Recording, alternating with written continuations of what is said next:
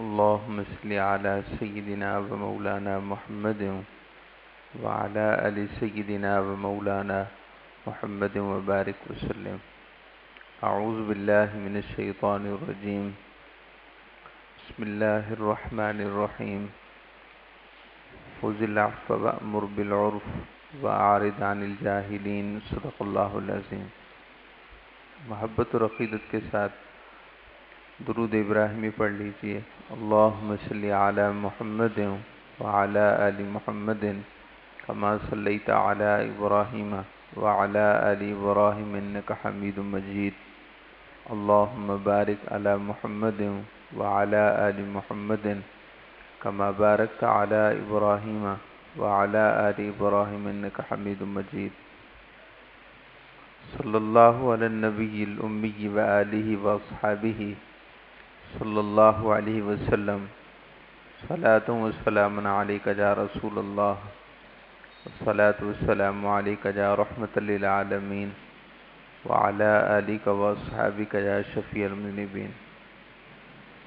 الحمدللہ حضور اکرم سرور دو عالم صلی اللہ علیہ وسلم کے شمائل، یعنی آپ کے اخلاق، آپ کی صفات عالیہ، آپ کی طبع مبارک اور آپ کی عادات طیبہ سے متعلق 12 روزہ درس و بیانات کے سلسلے میں پچھلے کئی درس و بیانات میں آپ اس سے متعلق بہت کچھ سماعت فرما چکے ہیں. نبی اکرم صلی اللہ علیہ وسلم کی سیرت سے متعلقہ کتابوں میں ایک عنوان شمائل کے نام سے ملتا ہے کہ حضور کے شمائل کا ذکر، حضور کے شمائل کا تذکرہ، حضور کے شمائل کا بیان. شمائل آپ کے لیے ایک انہونا اور نیا لفظ ہے، لیکن جو لوگ دین سے متعلق ہیں ان کے لیے کوئی نیا لفظ نہیں ہے بلکہ معروف لفظ ہے. شمائل اور اخلاق میں فرق یہ ہے کہ حضور اکرم صلی اللہ علیہ وسلم کی شمائل میں اخلاق بھی آ جاتے ہیں اور آپ کی طبیعت مبارکہ، آپ کی عادات طیبہ، وہ بھی شمائل کا لفظ ان کو بھی شامل ہے. اور اخلاق کا لفظ شمائل کے مقابلے میں خاص ہے کہ حضور کے اخلاق وہ ہیں کہ جن کا تعلق حضور کے برتاؤ سے ہے. لوگوں کے ساتھ حضور کا برتاؤ کیسا تھا، نبی اکرم صلی اللہ علیہ وسلم کا رہن سہن لوگوں کے ساتھ کیسا تھا، آپ کا لوگوں کے ساتھ لین دین کا معاملہ کیسا تھا، اس سے متعلقہ چیزوں کو ہم اخلاق کریمہ کہتے ہیں. حضور کے اخلاق کیسے تھے، جبکہ شمائل کا لفظ اس سے بڑھ کر عام ہے، اس کے مفہوم میں وسعت ہے. وہ ایک وسیع معنی کو بیان کرتا ہے جس میں حضور کا مزاج بھی آ جاتا ہے کہ آپ کا مزاج طیبہ کیسے تھا، آپ کی عادات مبارکہ کیا تھیں، اور ایسے ہی یہ کہ آپ کی طبع مبارک، آپ کی فطرت مبارک کیا تھی. ہمارے بڑے بزرگ کہا کرتے تھے کہ عادت بدل جاتی ہے مگر فطرت نہیں بدلتی. عادت بدل سکتی ہے، عادت تربیت سے بدل سکتی ہے، عادت کو ہم تبدیل کر سکتے ہیں، جبکہ تربیت بدل جائے، مربی بدل جائے، ماحول بدل جائے، ماحول کے بدلنے سے عادتیں بدل جاتی ہیں، لیکن فطرتیں تبدیل نہیں ہوا کرتی. فطرت وہ شے ہے جو انسان کی گٹی میں ہو. حضور اکرم صلی اللہ علیہ وسلم نے جب ہی ارشاد فرمایا کہ وہ لوگ جو اسلام سے پہلے خیر کی کانیں تھے، خیر کے معدن تھے، خیر کی کانیں تھیں، اسلام لانے کے بعد بھی وہ خیر کی کانیں بنے. اور جو اسلام سے پہلے جن میں خیر نہیں تھی وہ اسلام لا کر بھی خیر نہ بن سکے. اسلام نے انہیں ایمان کا نور تو دے دیا مگر وہ خیر کی کان نہ بن سکے جب تک کہ تربیت نہ ہو.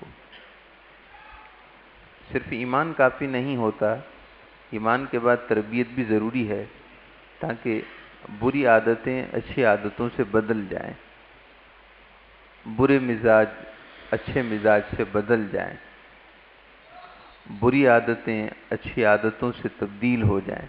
تربیت ضروری ہے۔ الحمدللہ ہمارے ہاں حضور اکرم صلی اللہ علیہ وسلم کی میلاد کی نسبت سے منعقد کی جانے والی محافل میں حضور کے اخلاق کا تذکرہ صرف اس جہت سے نہ ہونا چاہیے، نہ سننا چاہیے کہ ہم صرف حضور کے اخلاق سنیں، بلکہ اس کو اس پیرائے اور اس جہت میں سننا چاہیے کہ جیسے حضور کے اخلاق تھے، مجھے چاہیے کہ میں اپنے اخلاق کو بھی حضور کے اخلاق میں ڈھال دوں اور میرے اخلاق حضور جیسے ہو جائیں۔ میرا چلنا پھرنا، میرا بات کرنا، میرا گفتگو کرنا، میرے لوگوں کے ساتھ معاملہ اور برتاؤ حضور کے اخلاق جیسا ہو جائے۔ اگر یہ جذبہ کار فرما ہو تو پھر محافل میلاد کی اصل برکت منتقل ہوتی ہے، اصل برکت نصیب ہوتی ہے۔ لیکن اگر صرف سننے کی حد تک ہو یا زبانی کلامی حصول برکت کی حد تک ہو تو پھر کچھ حاصل نہیں ہے۔ اس لیے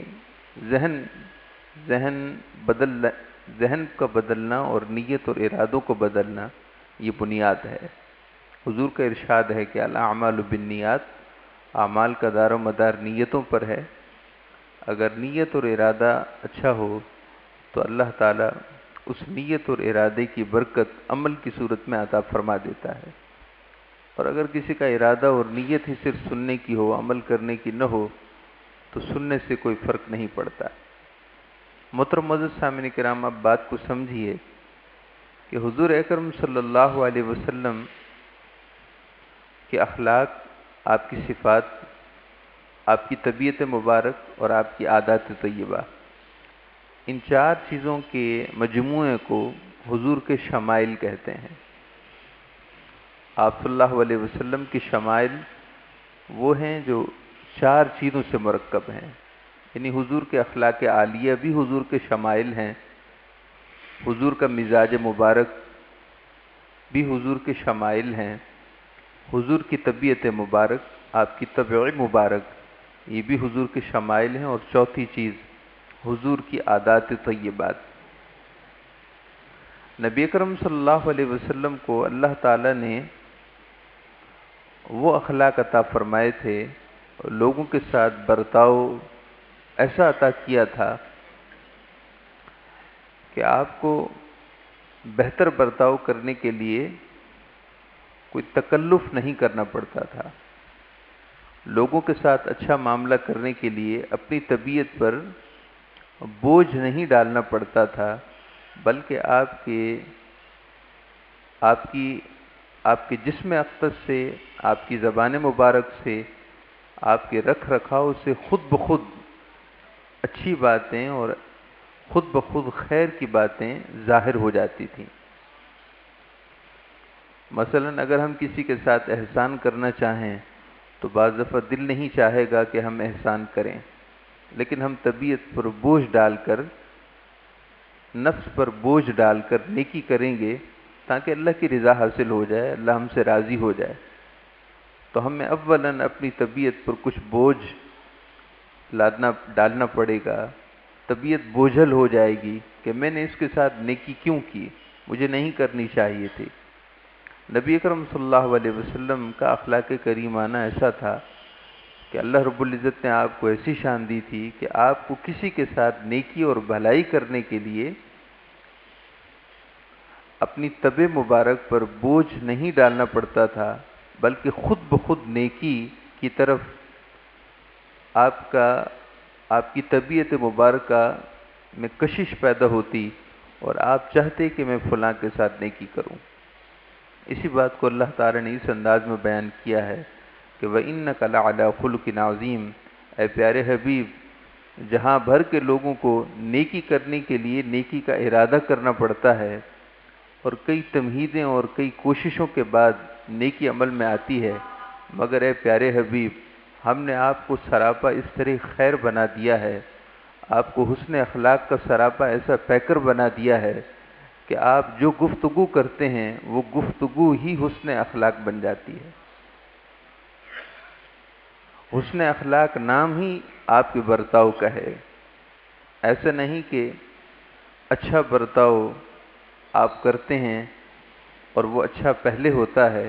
اے پیارے حبیب، وہ اچھا تبھی اچھا ہوا جب کہ اس کو آپ کی ذات سے نسبت ہوئی۔ وَإِنَّكَ لَعَلَىٰ خُلُقٍ عَظِيمٍ، اے پیارے حبیب، خلق عظیم آپ پر سواری نہیں کرتا بلکہ آپ اس پر سواری کرتے ہیں۔ سواری کرنے والا اپنی گاڑی کو یا جس پر سوار ہے اس کو جس طرف لے جانا چاہے لے جائے۔ اگر کوئی موٹر سائیکل پر سوار ہے تو موٹر سائیکل چلانے والے اور اس کو ڈرائیو کرنے والے کی مرضی ہے کہ وہ دائیں جائے یا بائیں جائے۔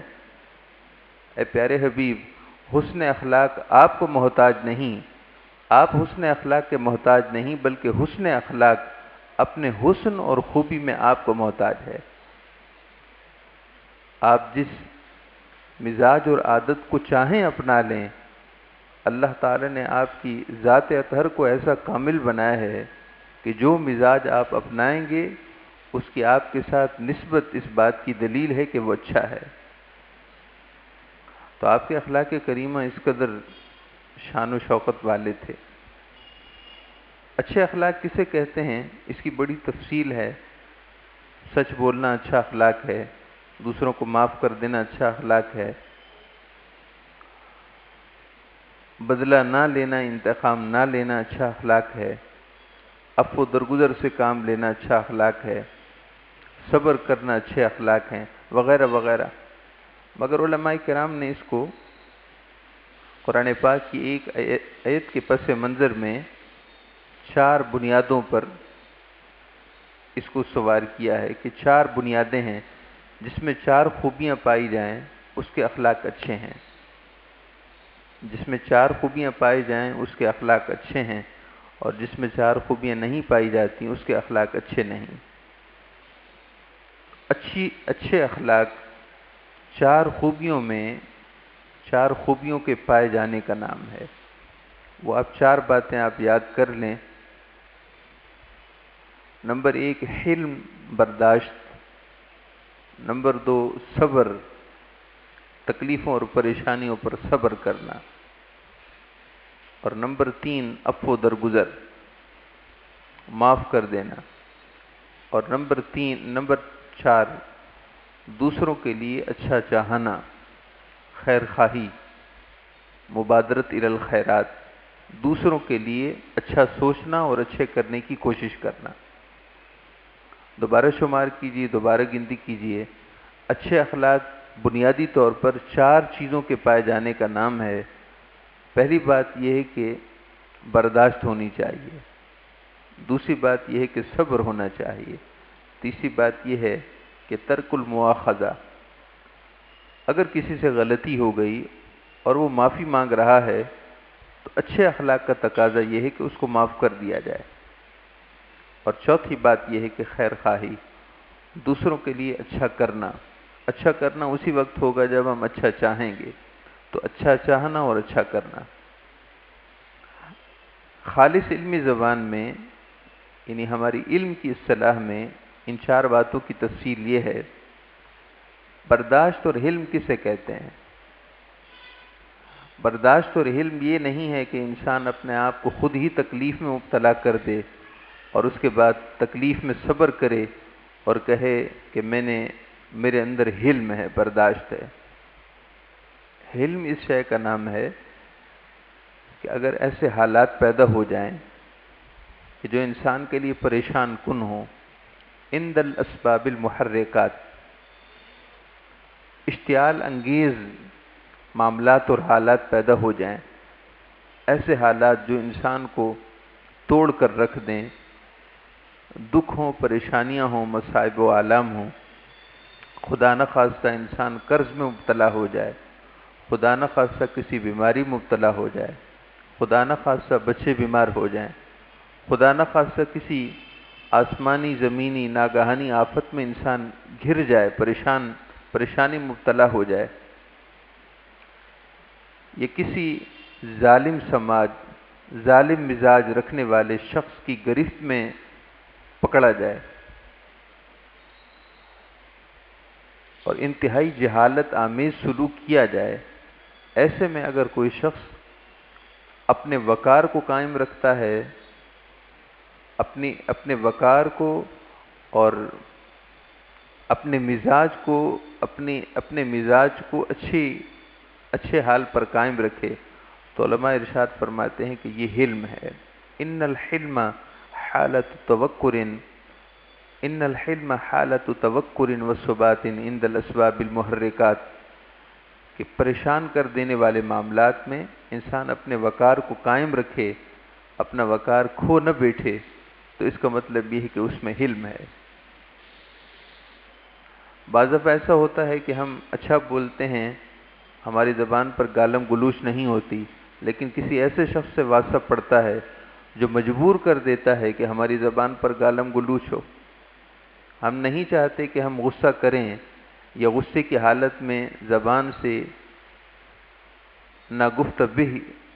ناشائستہ گفتگو ہماری زبان پر آئے، ہم نہیں چاہتے، لیکن کسی ایسے شخص سے واسطہ پڑ جائے جو مجبور کر دے کہ ہم زبان سے ایسی کوئی بات نکالیں، تو اس مجبوری کی حالت میں بھی اگر ہمارا وقار، زبان کی شستگی سالم رہی، زبان کی شائستگی سالم رہی اور ہم خاموش رہے، ہم نے اپنی زبان سے، اپنے ہاتھوں سے، اپنے رویے سے کوئی بھی غیر مہذب، ناشائستہ اور غیر شرعی حرکت نہ کی، تو اس کا مطلب یہ ہے کہ حلم ہے، برداشت ہے۔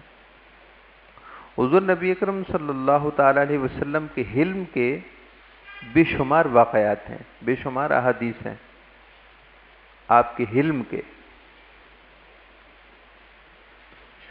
ایک صحابی ارشاد فرماتے ہیں کہ جب تک میں ایمان نہیں لایا تھا، وہ یہودی تھے، پہلے یہودی مذہب سے تعلق رکھتے تھے، جن کا نام زید بن سعنہ ہے، یہود کے بڑے عالم تھے یہ۔ عبداللہ بن سلام کو یہ خود بیان کرتے ہیں، عبداللہ بن سلام سے روایت ہے کہ زید بن سعنہ یہود کے بہت جید عالم تھے، بڑے عالم تھے۔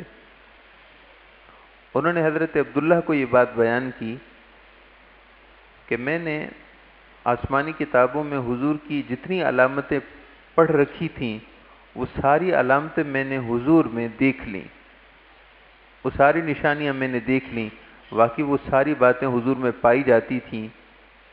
حضور اللہ کے آخری نبی اور سچے نبی ہیں، اس کی جتنی علامتیں اور نشانیاں آسمانی کتابوں میں تھیں وہ سب میں نے حضور میں پائیں، مگر ایک بات رہ گئی تھی جو میں خود جانچنا چاہتا تھا، پرکھنا چاہتا تھا، وہ آخری نشانی بھی اپنی نگاہوں سے دیکھنا چاہتا تھا، اور وہ خوبی یہ تھی کہ آپ صلی اللہ علیہ وسلم، اللہ کے آخری نبی کی شان یہ ہوگی کہ ان کے ساتھ جتنا بھی جہالت آمیز سلوک کیا جائے تو ان کا حلم بڑھتا ہی جائے گا، ان کے حلم اور وقار میں فرق نہیں آئے گا، ان کا وقار اور حلم اپنی جگہ برقرار رہے گا، خواہ ان کے ساتھ کیسا ہی رویہ اختیار کیوں نہ کر لیا جائے۔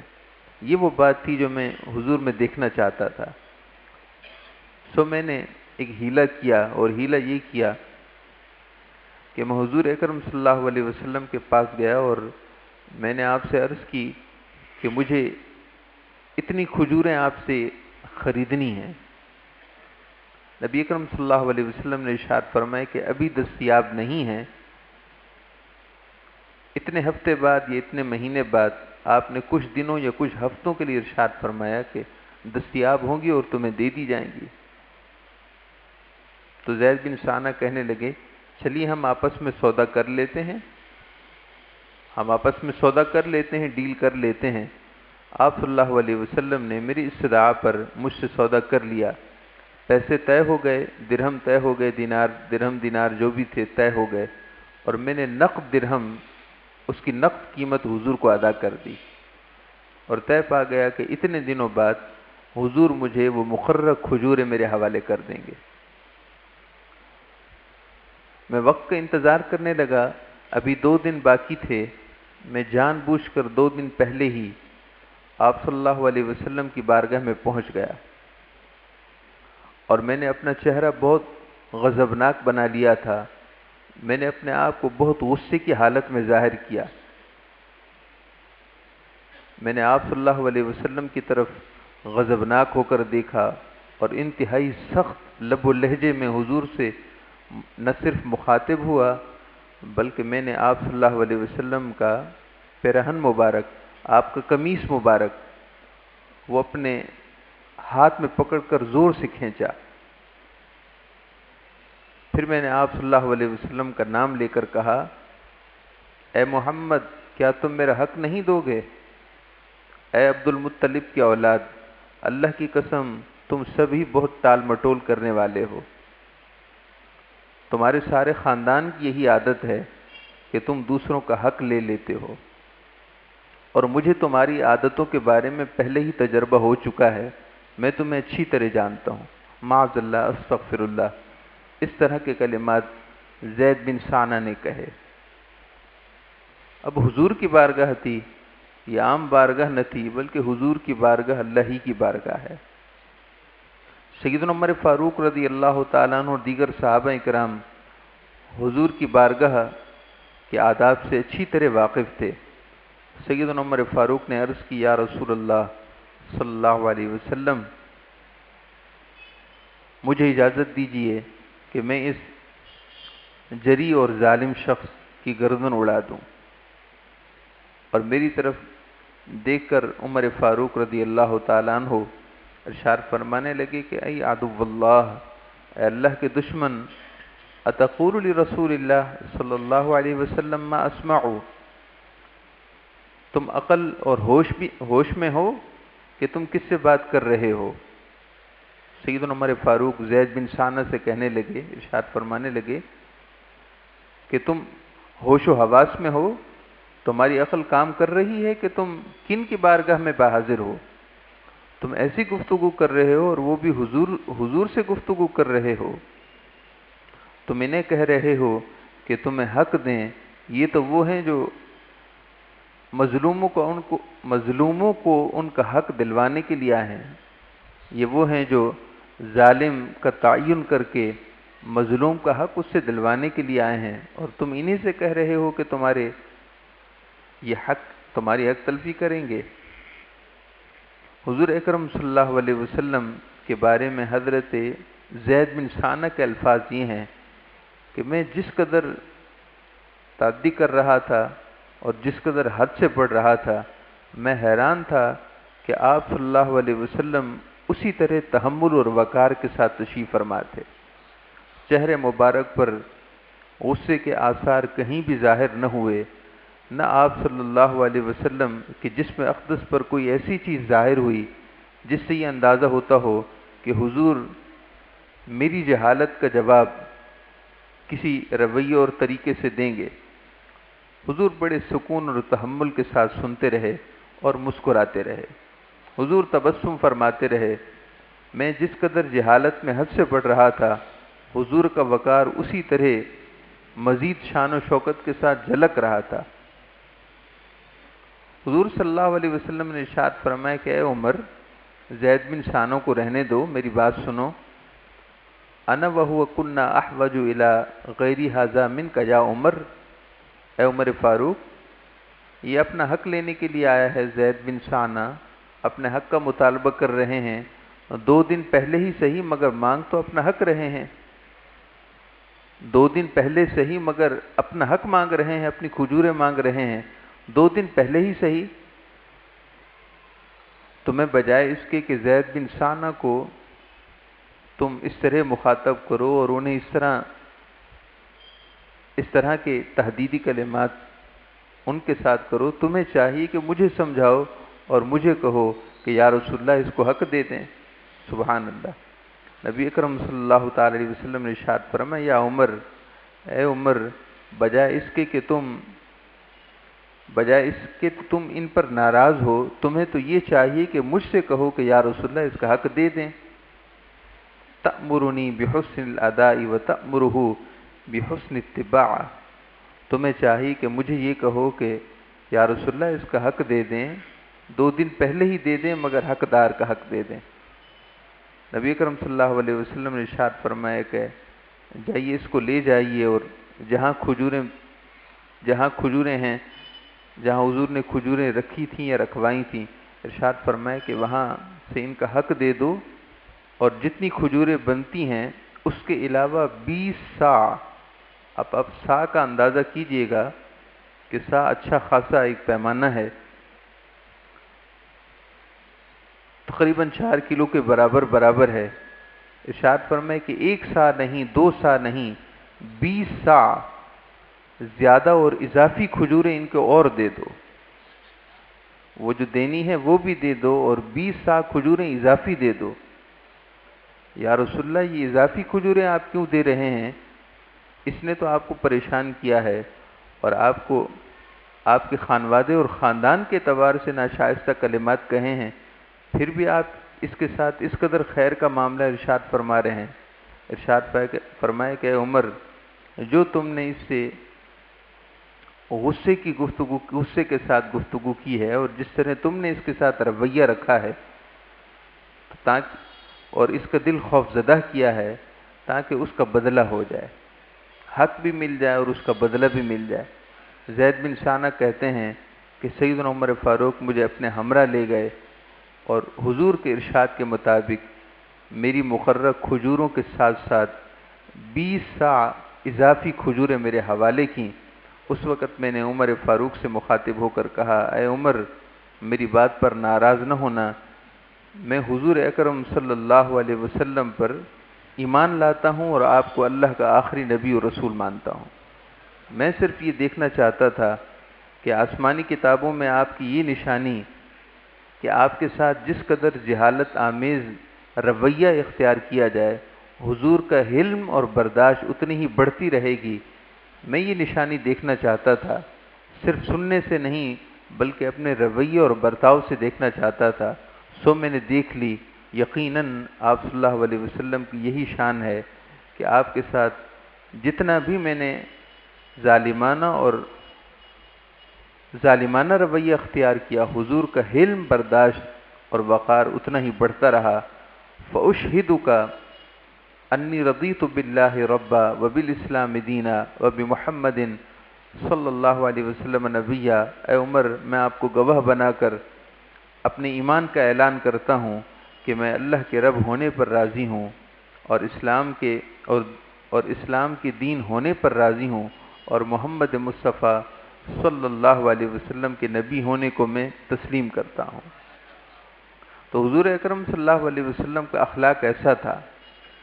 اس یہودی عورت نے جس نے غزوہ خیبر کے موقع پر آپ صلی اللہ علیہ وسلم کی خدمت میں گوشت پیش کیا تھا، بکری کی ایک ران کا، اور اس میں زہر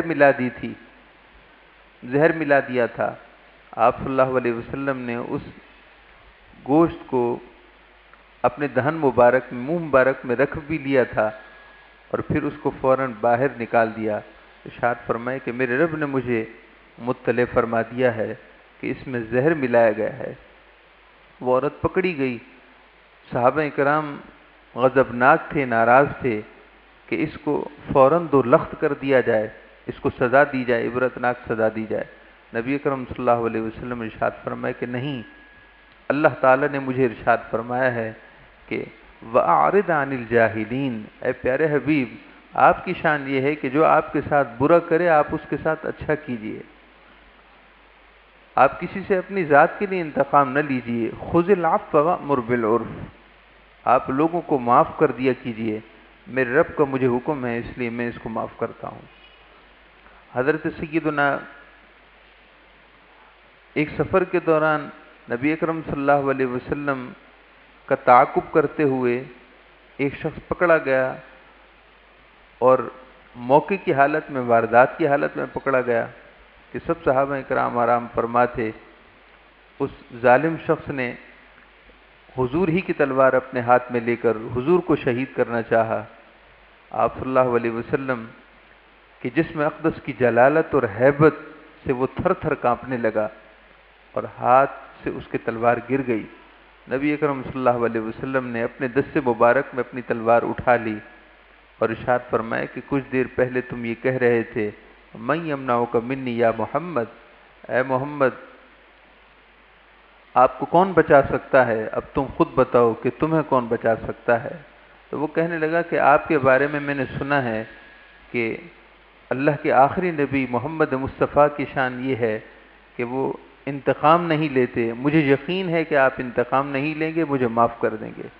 نبی اکرم صلی اللہ علیہ وسلم نے ارشاد فرمایا یقیناً تم نے سچ سنا ہے، ہم نے اللہ کی رضا کے لیے تمہیں معاف کر دیا۔ تو محترم معزز سامعین کرام، اخلاق کسے کہتے ہیں؟ اخلاق چار چیزوں کو اختیار کرنے کا نام ہے۔ ایک یہ کہ برداشت ہونی چاہیے، ہمارے ہاں برداشت نہیں ہے۔ اگر چلتے میں ہمارے پاؤں پر کسی کا پاؤں آ جائے تو ہم اس پر تل ملا اٹھتے ہیں۔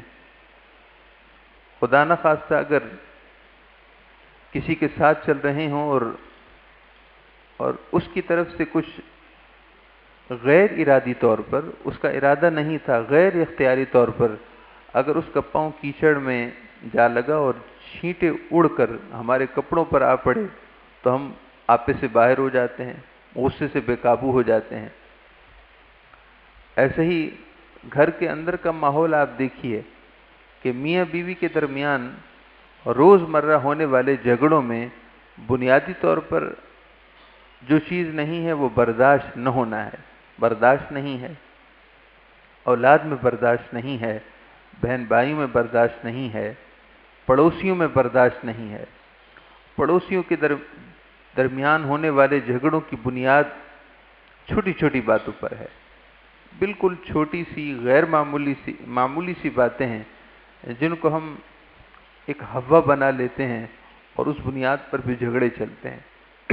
محترم معزز سامعین کرام، حضور کے اخلاق عالیہ یہ تھے کہ حضور میں حلم تھا، تحمل تھا، آپ میں برداشت تھی، آپ میں صبر تھا، انتقام لینے کی طاقت کے باوجود معاف کر دینا آپ کی شان تھی، ہر ایک کے لیے خیر خواہی آپ کی طبیعت مبارکہ کا حصہ تھا، اور یہ چاروں چیزیں ہم میں نہیں ہیں۔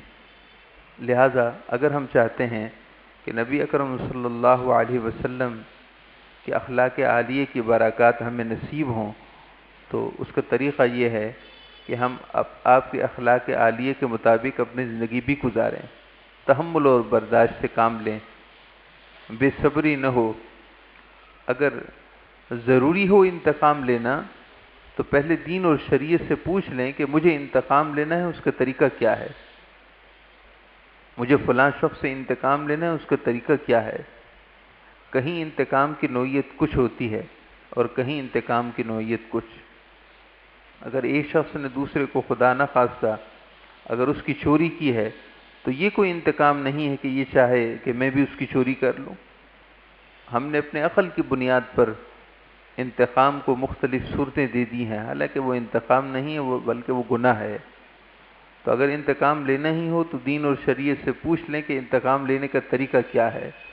اور سب سے اچھا طریقہ یہ ہے کہ جو حضور کا طریقہ تھا کہ اس کا معاملہ اللہ کے سپرد کریں اور اپنی زندگی پر اور اپنے اخلاق پر کوئی ایسا داغ نہ لگائیں جو حضور صلی اللہ علیہ وسلم کے اخلاق سے ہمیں دور کر دے۔ اللہ تعالی ہم سب کو صحیح راستے پر چلنے کی توفیق عطا فرمائے۔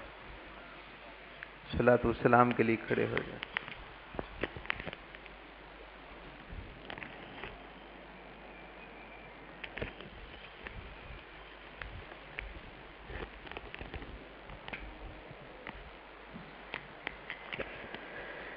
اے صبا مصطفیٰ